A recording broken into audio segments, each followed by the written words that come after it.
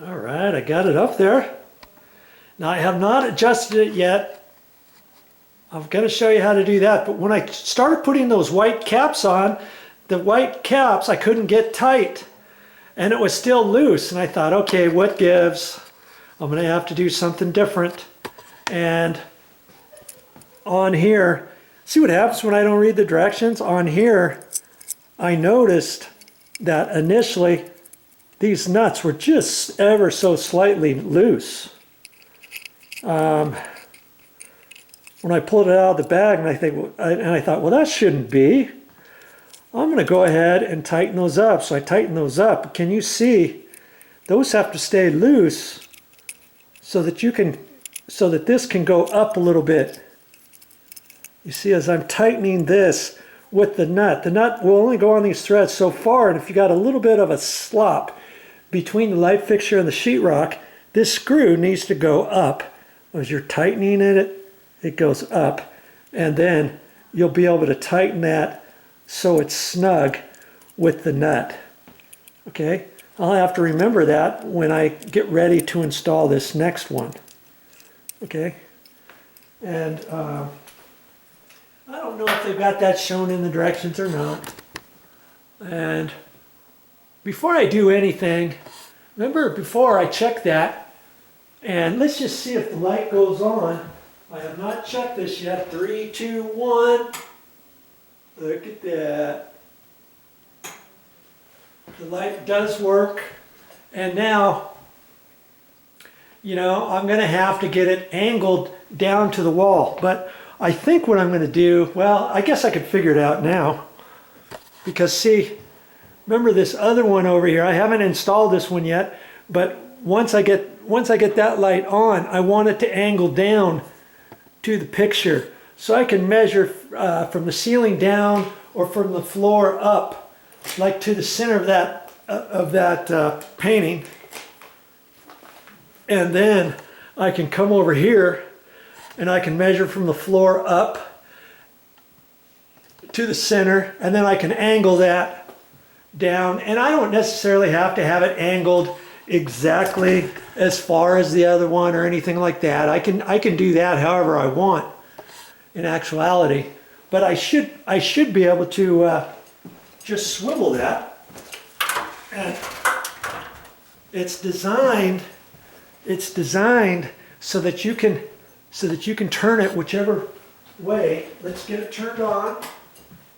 And it's only on because the junction box in this other light fixture has more wires in it, and there's wire nuts in there, and then you've got just a black, white, and a ground wire sticking out of there. So when I install that, I'm just going to go black, white, ground, just like the other one. But there's wire nuts inside that box.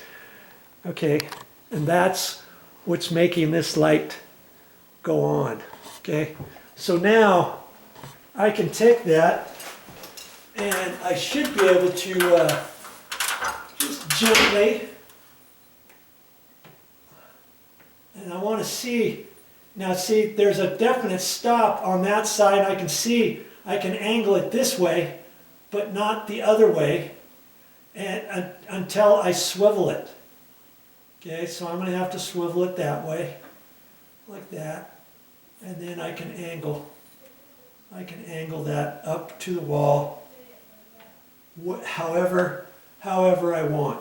Okay, and I'll probably kind of leave it like that. Probably at night would be the best time to do that, and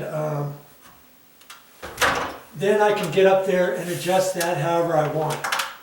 Okay, I tried to be as careful as I could without getting any of my grubby fingers on there, because when you're working with wires and wire nuts and all that kind of stuff, if I were to put my finger up there and go like that, I'd leave a dark mark, because this is just flat paint, and then it would be hard to get it back off. So I don't really want to do that. I just had a little mark there.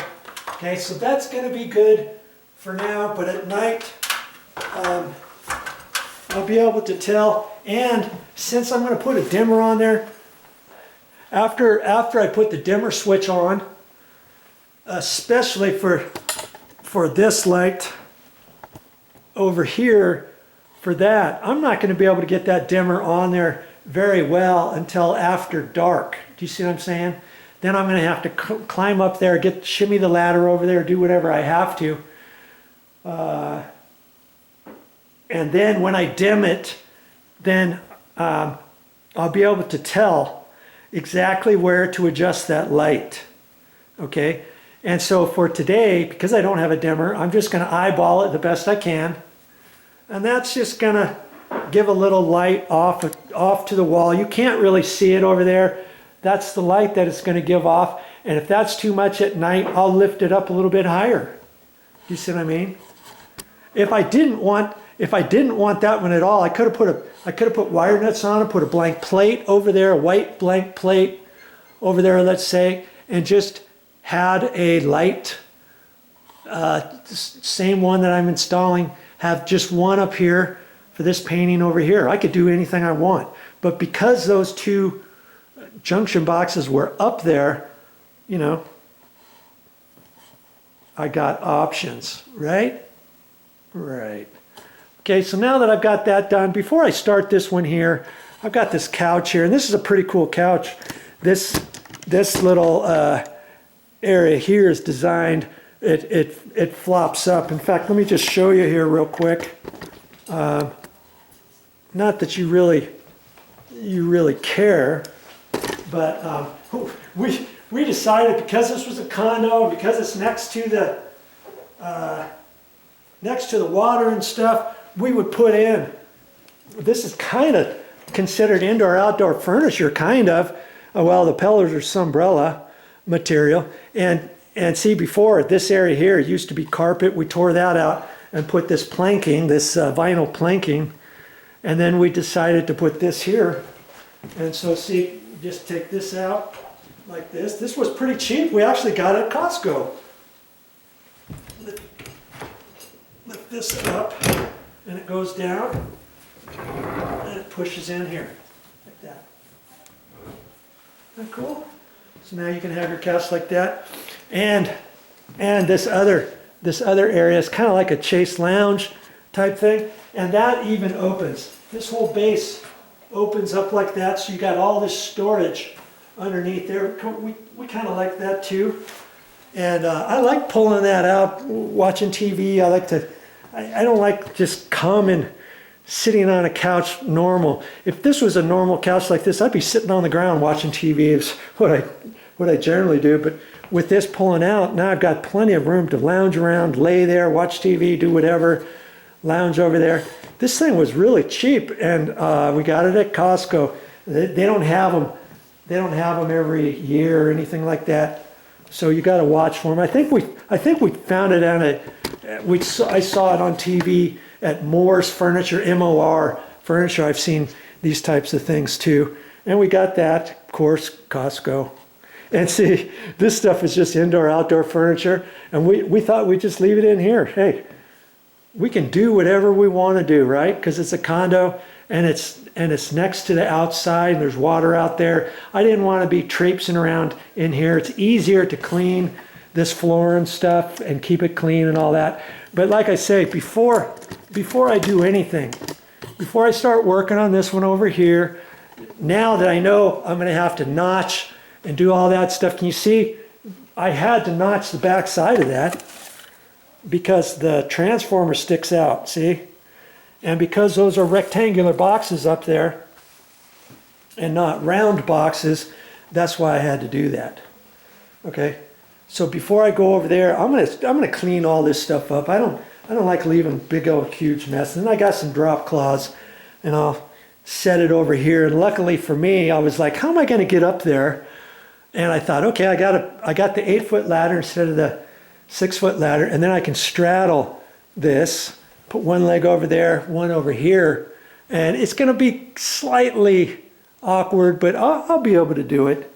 And I'll be as careful as I can. When you get all done, make sure to clean up. If you don't clean up, you say, okay, I'm done, and you leave a big old mess like this, hey, you are not done. This is part of your project, okay? So remember that. So now all the things that I've learned a couple things myself, how to adjust this, and I had to even widen this out a little bit further, because once I tightened it up to the box, it had a tendency to want to squeeze back together. So I kind of bent this out a little bit further, and then when I screwed it up in there, it came right back into place where it was supposed to be. Okay, now that I know that and know to keep these nuts loose so that this can screw in and out, so when I tighten these little nuts caps, they're going to be snug, and the fixture is going to be tight to the sheetrock and all that, whether or not the box behind there is flush or what have you. And see, when I look up here at this one, this box is indentated well beyond the sheetrock. See that? I mean, usually plastic boxes are flush with the sheetrock. And so whoever installed those, the flunky installed them 15 years ago. The electrician said, hey, I need you to put these boxes up here for some light fixtures. And the flunky, the apprentice, I call him the flunky, he probably put them flush with the sheetrock or with the wood up there. So when they installed the sheetrock, that's why the sheetrock's sticking down 5/8 of an inch. You see what I'm saying? And normally when you install plastic boxes, rough on wood, you let it hang down, and on the side of the box there's a little groove, little notch there, and you push that up flush with the face of the wall, the stud or the ceiling joist or whatever, and then you've got almost 5/8 of an inch of box hanging down, or a 1/2 inch. They usually do it at 1/2 inch because lots of the boxes are for walls. You generally most of your walls in houses and condos are 1/2 inch, and a lot of times your ceilings are 5/8. You know, not always, but sometimes. So if you put a plastic box up there, maybe it only sticks down 1/2 inch instead of 5/8. You see what I'm saying? And that's fine too. But either way, I got them, and I'm not going to show you anything on this one. This one's set up pretty much the exact same way as that. We've already seen right there. Let's show you that. See?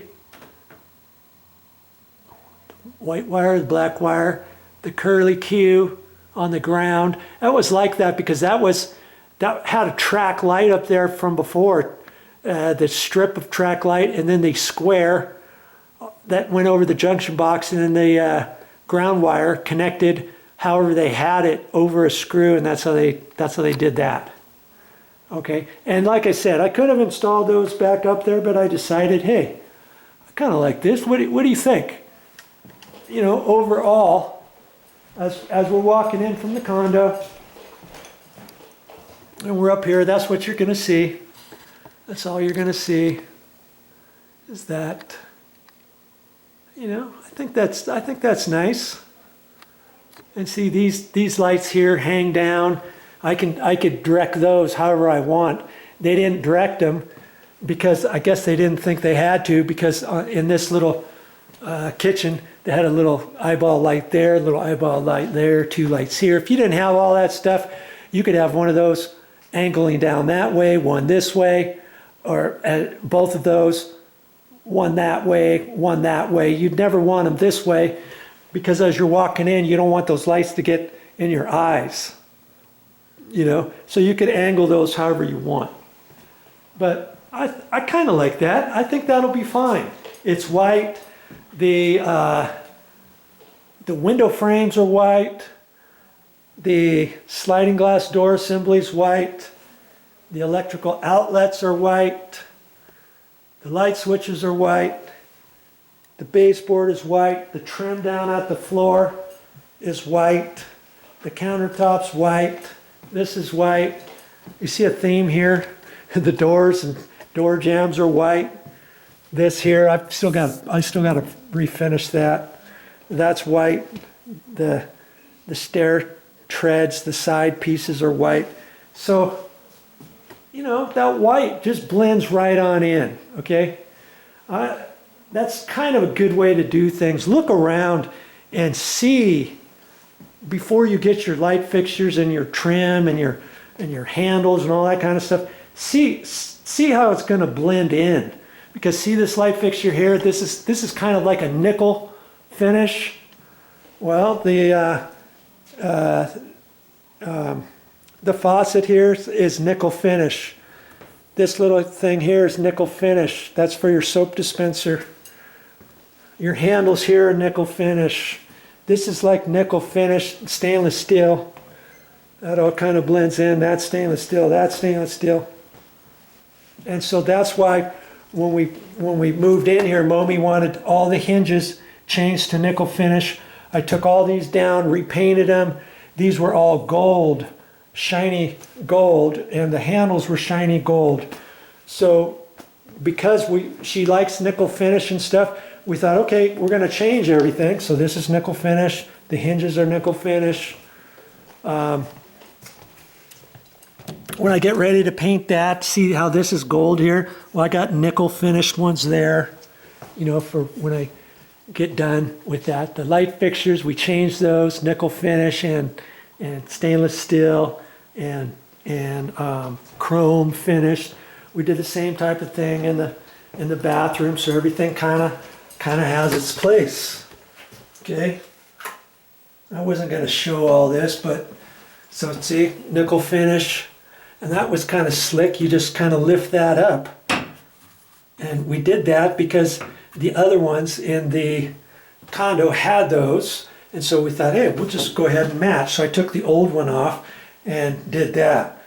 And here we got stainless steel, stainless steel, stainless steel. I got the light fixtures. Everything's a theme. See, this is like nickel finish here, and chrome finish there. And this, I haven't changed this yet. This is just a chintzy one, but I'll probably get a nickel. I could get a nickel finished one, but I thought, you know what? This one's shiny. That's fine because this is shiny. That's shiny.